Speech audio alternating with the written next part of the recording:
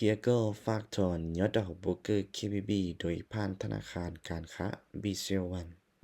ท็อปิกเขาลงยอดดอกโบรกเกอร์ KBB นี่นอนเนี่ยเปียก็อย่าพอเตียนนี้มัวขอชนะเนี่ยขณะนำมันเนี่ยฝากเนี่ยอาคารนำมาไปต้องการถอนนี่ไปมาต่อที่การถอนนะแต่สิ่งคนนั้นที่กูต้องการฝากเนี่ยเขาเนี่ยกูก็เลยต่อที่การสีอินทรัชนเนี่ยเงินฝากเนี่ยต่อเข้าไปเนี่ยทันทีเราชนี้นะเนี่ยเป็นเราสังเกตใช้ชนะ นี่ก็อย่ามั่วการฝากด้วยเงียกีบเนี่ยผ่านธนาคารเนี่ยเขาเรียกเขานั่นเองก็มั่วการฝากด้วยUSD เนี่ยเราแต่เงินดอลลาร์เนี่ยจะเป็นเราใช้ของนอมันนี่ก็อย่ามั่วการฝากด้วยเหรียญ USDT เนี่ยเราจะถอนฝากเนี่ยผ่านไปในหลายอย่างใช่ไหม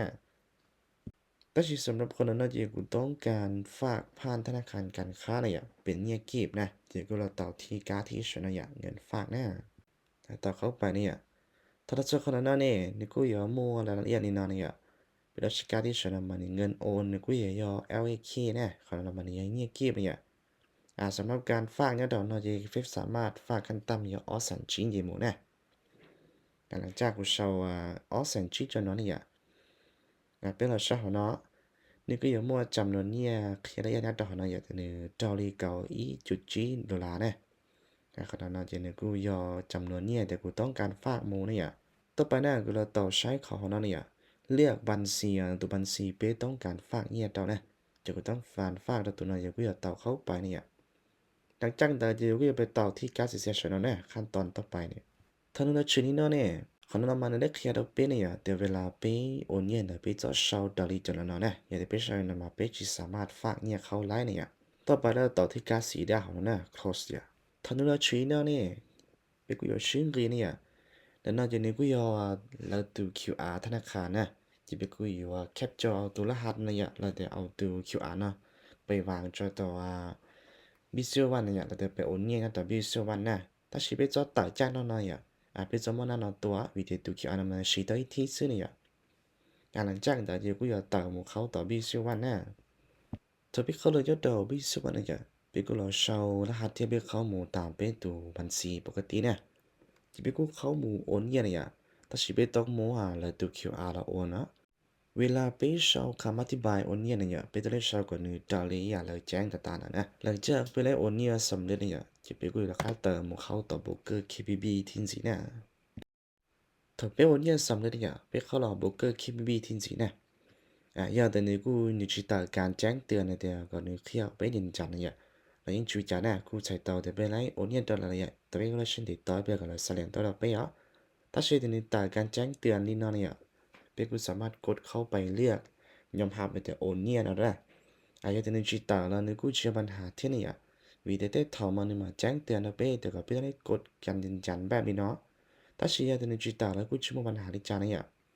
จะได้จ้างได้ก็กูอยากต่อที่แม่คุณสอนนะแต่เขาต่อมุนย้อนต่อหน้าตั้งต่อบุกเกอร์คีบีที่สีเนี่ย ถ้าเราเจอคนนั้นเนี่ยเปียก็อยากต่อที่ใช้ข้อความผู้ชนเนี่ยไปต่อใช้การที่ไหนนั่นนะคนนั้นเนี่ยนี่กูเลือกที่เดียแต่ฉันเอาการฟังเงียเขาเนี่ยนี่กูสำเร็จแล้วเนี่ยแต่ฉันนี่กูจะยังได้ส่วนการดำเนินการนะที่เขานอนที่เปียกูได้เช่นเดียวต่อยเปลี่ยนใจอ่ะแต่ฉันนั่นเนี่ยเราได้ใช้ข้อความตัวอะไรเนี่ยที่กูอยากต่อเขาหมูเนี่ยอยากการที่เนี่ยเนาะไปต่อเข้าไปเนี่ยโอเคคนนั้นเนี่ย แต่เลสาตัวเดียการฟังเย็นแต่เป็นอันหนึ่งสำเร็จอีก%นะเป็นเราใช้การที่ชนนั่นเนี่ยนี่กูได้แจ้งเดียแต่ถ้าไปฟังเงียออสเซนที่เจ้าพาเนี่ยนี่กูต้องเลยเก่าอีจุดที่เจ้าดอลลาร์นะข้าที่ชนะจะเลยกูแจ้งตัวเดียฟักสำเร็จแล้วเนี่ยจะได้แจ้งแต่ยังกูอยู่กับที่ดอกกันนะต่อที่เครื่องหมายการแจ้งเตือนผู้ชนเนี่ยที่ที่จีเนี่ยจะเป็นเราใช้ไปตัวบัญชีขณะนั้นเนี่ย 你估要搞二จุดประเทศยี่เนี่ยพอดีกูจนเชิงงมินจีเขายังที่ชีดังสินะยังได้เป็นเราใช้แต่เป็นตัวบัญชีเนี่ยในปอเนี่ยในใส่ต่อไปในฝากเนี่ยสำเร็จแล้วนะต่อไปนะกูเราเคลียร์วิธีถอนเนี่ยผ่านธนาคารการค้าเนี่ยแล้วแต่บีเซียววันนะวันที่ชุบเราจริงเป็นเข้าเราเนี่ยเขาโป๊กเกอร์เนี่ยแล้วแต่หน้าต่างแต่เคมีบีนี่เนาะสำหรับการที่อินเดียเนี่ยนี่กูยอมเงินฝากนะแต่ฉันไม่ต้องการถอนจริงกูยอมต่อหมู่ก้าสีดาเนี่ยถอน 特别好了之后呢，那呀，也得背起可以讨厌了多呢，就那个要吃呢。นี่ก็อย่ามัวเพิ่มบัญชีธนาคารเนี่ยสำหรับกรณีที่กูต้องการถอนผ่านธนาคารนะจะกูอย่ามาต่อที่เพิ่มบัญชีธนาคารเนี่ยถ้าในชื่อกรณีนี่เป็นต้องได้เพิ่มเป็นตัวบัญชีธนาคารเก่าเนี่ยเป็นที่สามารถถอนเนี่ยได้เนี่ยสำหรับการที่ฉันยินดีกูยอสกุลเงินเนี่ยการที่ว่าเนี่ยกูยอประเทศลาวเนี่ยต้องไปเจอกูเลือกซื้อธนาคารเนี่ยสำหรับกูนั่นจะกูต้องการถอนเนี่ยผ่านธนาคารการค้านั่นจะกูเราต่อที่การที่เป้ของเราเนี่ย สำหรับการที่เปี้ยของเราจะนี่กูยอซื้อเต็มแล้วธนาคารการค้าเนี่ยแล้วแต่บีซีวันแน่ต่อไปเจกูเราเช่าสาขาของเราเนี่ยสำหรับสาขาแล้วเนาะจะสมมุติเด็กก็เปิดก็ตัวบัญชีย้อนดาวหลวงพระบางเนี่ยก็กูเช่าแต่หลวงพระบางเจ้าซื้อเนี่ยยายเด็กก็เปิดเนี่ยดาวเวียงจันทร์เนี่ยก็กูเช่าแต่เวียงจันทร์เจ้าเนี่ยยายเด็กก็เปิดเนี่ยดาวเสียงขวางเนี่ยก็กูเช่าแต่เสียงขวางเจ้าซื้อเนี่ยที่สำหรับกูเนาะเจกูเปิดเนี่ยดาวเสียงขวางเนี่ย 这个要烧相框啊，到时呢呀，别个去烧板到呢，别个烧เฉพาะแต่相框到时呢呀หลังจากเป๊เช่าสาขาเนี่ยเราจะขอเช่าที่เป๊เปิดบัญชีนะในสำเร็จนี่นั่นแหละจะต่อไปเนี่ยเป็นเราสังเกตการเก่าข้านะเนี่ยเดี๋ยวกูจะขอเป๊เพิ่มเป็นตัวเลขบัญชีเจ้าเนี่ยขณะนั้นจะเวลาเป๊เช่าตัวเลขบัญชีเจ้าเนี่ยจะเป๊เช่าเฉพาะตัวเลขแค่ซื้อเนี่ยเป๊เจ้าเช่าจากเครื่องหมายเนี่ยมันเครื่องหมายชีต่อแล้วเครื่องหมายลบอินเทอร์เน็ตเป๊เจ้าเช่าแล้ว เวลาช่างต่อจะไปเช่าเฉพาะตัวเลขสิอ่ะที่เขาจะไปได้เช่าตัวเลขบัญชีเนี่ยก็นือจงเนี่ยที่ก็นือถูกต้องเลยอ่ะที่เคยตัวบัญชีเนาะตัวบัญชีอ่ะไปสีตาลีเนี่ยต่อไปนะไปเราสังเกตของเราเนี่ยนี่กูให้ก็ไป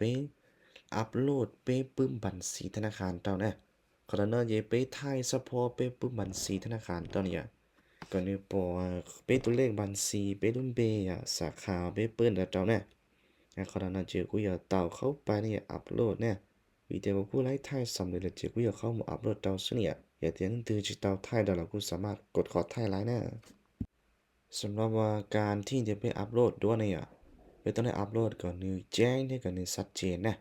ดังนี้เขาน่าอยากเล่นที่จริงการแชร์ถ่ายแล้วกูสามารถแชร์ขอนั้นเป็นตัวอย่างรายอย่างที่เนี่ยอย่าเดี๋ยวไปถ่ายจากข้อมูลชี้แจงที่นี่ชี้ชัดเจนนะมาเวลาเป็นยืนยันกูอยู่ชี้ผ่านที่เนี่ย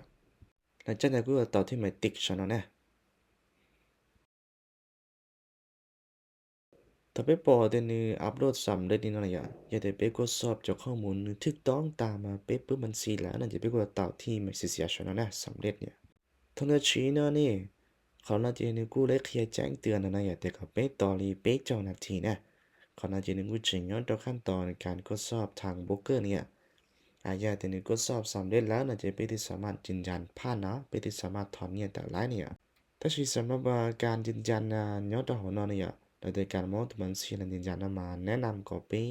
ยืนยันรู้จักเท่ายีมงฉันจะจะไปมงตอนแรงสินะวิธีการว่าหรือเนื้อดอกฟอเดนเราจะเลยว่าหรือเท่ายีมงหาไปมงเทียบล้อมงนั้นสินะหลังจากเดินจีกูอยู่ต่างที่ดอกก้าเนี่ยเพื่อโมเดลโมต่อหน้าต่อนเนี่ยไปเราใช้ขอและซักข้อความตัวโพสต์นอเนี่ยไปต่อเข้าไปนะเนี่ยโพสต์นอขอแล้วเนี่ยแล้วกูได้ซักข้อความตัวนะจะกูต่อเข้าไปเนี่ย โอเคเท่านี้ชี้นะอย่ากูใช้เตาเตียเป็นไลน์ยืนยันเป็นตัวบัญชีนะอย่าแต่เป็นโมตัวบัญชีนะไปเสื่อมสำเร็จแล้วนะอย่าถ้าไปเสื่อมบัญชีสำเร็จนั้นเนี่ยกูอยู่ชื่อนี้นะอย่าแต่ bank account update successful นี่อย่านี่กูอยู่ชื่อนี้เนาะที่ได้จ้างได้ที่กูอยู่ที่ดอกกันนะวิธีตัดสินนะที่กูต้องการถอนเงินต่างเนี่ยพอเจ้าเขาน่าจะเป็นกูต่อแล้วการถอนนะการสิได้ด้านนะเนาะ หลังจากไปยืนยันบัญชีสำเร็จเนี่ยอันนี้ก็จะชื่อแล้วนี่เนาะสำหรับการที่ฉันจะนี่ก็ยอตัวบัญชีเนี่ยการที่ว่าเราจะก็ยอจำนวนเนี่ยไปต้องการถอนเนี่ยจะสำหรับคนเราจะก็ต้องการถอนที่ก็ออดอลลาร์นะจะก็ยอเช่าดอกเนี่ยวิธีนี้ดอกนอจะไปสามารถถอนขั้นต่ำจะยอเก่าดอลลาร์เนี่ยเนี่ยดอกนอจะไปสามารถเลือกตัวบัญชีถอนแล้วเนี่ยนี่การที่ฉันเนี่ยที่เขามาไปสามารถเป้าเนี่ยที่จำนวนเนี่ยที่ไปต้องการถอนเนี่ยในดอลลาร์จ้า คนนั้นจีกูต้องการถอนก็ออดอลลาร์นะนี่กูแสดงเนี่ยเดี๋ยวต่อแสนจีเจ้าผ่าอปวนะหลังจากนั้นเนี่ยกูอยากต่อที่การเสียโปรชั่นนั้นต่อไปทางนี้เราชื่อคนนั้นเนี่ยไปสามารถทดสอบตัวบัญชีเดี๋ยวไม่ต้องการถอนนี่ถึงตื้อเนี่ยที่ไม่ต้องการถอนเนี่ยลิจ้าอันนี้กูอยากแจ้งรายละเอียดนะดอกเนาะหลังจากไปทดสอบจากข้อมูลถูกต้องแล้วนั่นจีไปสมั่นแล้วมั่นใจในถูกต้องแล้วเนี่ยไปกูเราต่อที่การเสียชนะนะสำเร็จเนี่ยถ้าเราชื่อคนนั้นเนี่ย แต่ฉันเอามาในกูไล่แจ้งเตือนนะอย่าเดียว การถอนเงียนเป้นานี่กูจะยอดดอกขั้นตอนดำเนินการเนี่ยขณะที่เป้กูจะค่าเต่าทีดอกกันนะทางเนื้อขนาดเนี่ยเป้กูเราใช้ข้อความโพสต์นั้นนะถ้าไม่ได้ใช้ขนาดนั้นเนี่ยนี่กูเลยแจ้งเตือนนะแต่ตัดสินว่าในการถอนเงียนเป้นานี่จะยอดดอกขั้นตอนดำเนินการเนี่ยวิธียอดดอกนอเดี๋ยวนี้กูมัวจงล่างถอนนะเดี๋ยวเป้กูเลยเช่นเดียวตอมจริงเนี่ยตัดสินว่าเลยสักข้อความมาตัวนั้นนะโอเคแต่นอนเนี่ย เป้กูเลยถอนเนี่ยสำเร็จแล้วนะนี่กูเลยแจ้งเตือนตัวนั้นเนี่ยไปดูสังเกตใช้คนนั้นเนี่ยรู้เชื่อเท่ากูถอนมาเนี่ยก็อ้อมงไปก็อ้อเนี่ยจะรู้เชื่อเท่านี่ถอนสำเร็จเนี่ยนี่กูยอก็อ้อมงไปในเงาเจ้าเนี่ยมดคิดไล่นะเจนี่กูย้อนลีเก่าหานังกับนาทีนั่นเนี่ย